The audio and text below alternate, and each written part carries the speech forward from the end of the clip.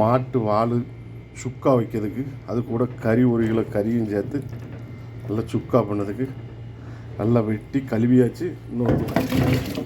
இன்னொரு திருப்பம் நல்லா கழுவுது தண்ணியில்.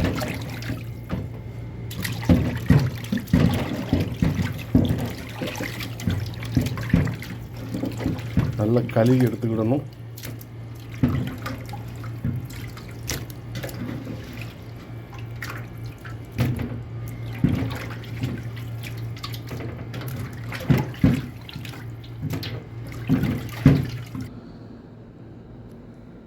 ரெண்டு கிலோ கறி இருக்கும். நல்லா கழுவியாச்சு. அதுக்கு தேவையான பொருள் வேக வைக்கிறதுக்கு ஒரு 1/2 கரண்டி மிளகு, ஒரு 4-5 இலை, ஒரு கரண்டி ஜீரகம், ஒரு 1/2 கரண்டி பெருஞ்சீரகம், ஒரு 6-7 ஏலக்காய், பட்டை, கிராம்பு, அன்னாச்சிப்பூ, 3 வெங்காயம், ஒரு 6-7 பச்சை மிளகாய், இஞ்சி ஒரு 2 பெரிய துண்டு, 2 துண்டு, 2 முழு பூண்டு, 3 தக்காளி. இது எல்லாம் கட் பண்ணி இது உள்ள சேர்த்து வேக வைக்கணும். தேவைக்கு உப்பு சேர்த்துருக்காங்க.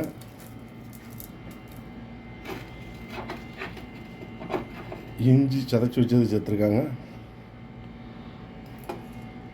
பட்டை, கிராம்பு, பூண்டு எல்லாம் இப்படி சேர்த்துருக்காங்க. வெங்காயம், பச்சை மிளகா, தக்காளி இந்த மாதிரி சேர்த்துருக்காங்க. ஒரு 1/2 கரண்டி மஞ்சள் பொடி, 1 கரண்டி மிளகு பொடி. இது எல்லாத்தையும் நல்லா மிக்ஸ் பண்ணணும். இந்த மாதிரி மிக்ஸ் பண்ணியாச்சு. ஒரு 1/4 மணி நேரம் ஊறவிட்டு அதுக்கப்புறம் குக்கரில் போட்டு வேக வைக்க வேண்டியதுதான்.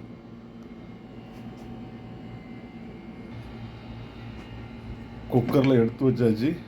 ஒரு 1/2 கிளாஸ் தண்ணி சேர்த்துருங்க. ஏற்கனவே மட்டனில் தண்ணி இருக்கும். ஒரு 1/2 கிளாஸ் சேர்த்துருக்காங்க. குக்கரை மூடி வச்சு ஒரு 10 விசில் அடிக்கிறதையும் வேக விட வேண்டியதான். குக்கரை நல்லா மூட வச்சு ஒரு 10 விசில் அடிக்க விட்ருங்க. விசில் சேர்த்துருக்காங்க. பீஃப் கறி வைக்கிறதுக்காக வேண்டி வெங்காயம் 3 வெங்காயம் வெட்டி வச்சுருக்கு. கருவேப்பிலை, ஒரு 5 பச்சை மிளகா, மல்லி இலை, இஞ்சி பூண்டு இடித்து வச்சுருக்கு. பட்டை, கிராம்பு, ஜீரகம் எல்லாம் இடித்து வச்சுருக்கு. பாத்திரம் அடுப்பில் வச்சுருக்கு. தேவையான அளவு எண்ணெய் சேர்த்துருக்காங்க.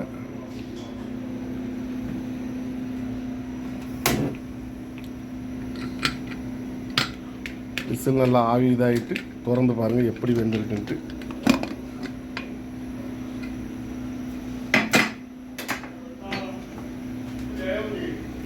கறி நல்லா பூ கணக்காக வந்துருக்கு.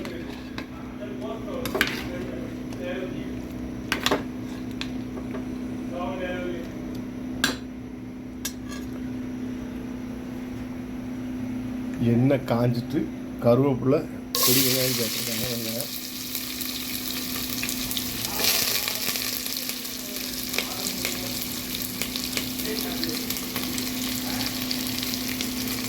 நல்லா கிண்டி விடுங்க. வதங்கட்டும், கொஞ்சம் மசாலையாகட்டும்.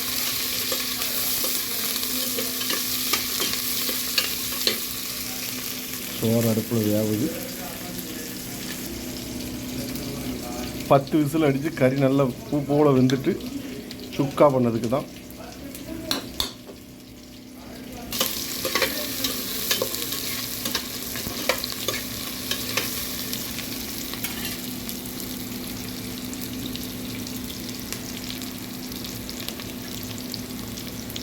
இஞ்சி பூண்டு சேர்த்துருக்காங்க.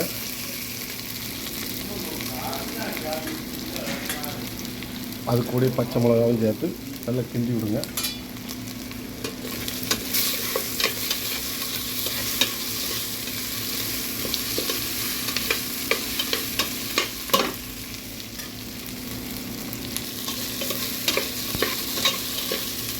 வெங்காயம் வதங்கிட்டு கறியை சேர்த்துருக்காங்க.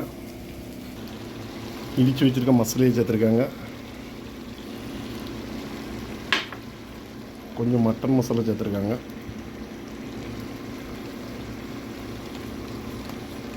ஒரு கரண்டி நல்லா கிண்டி விடுங்க.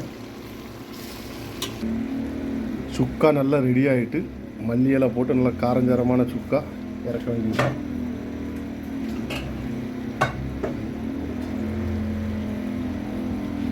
பீஃப் ஃப்ரை, சாப்பாடு, மோர் குழம்பு,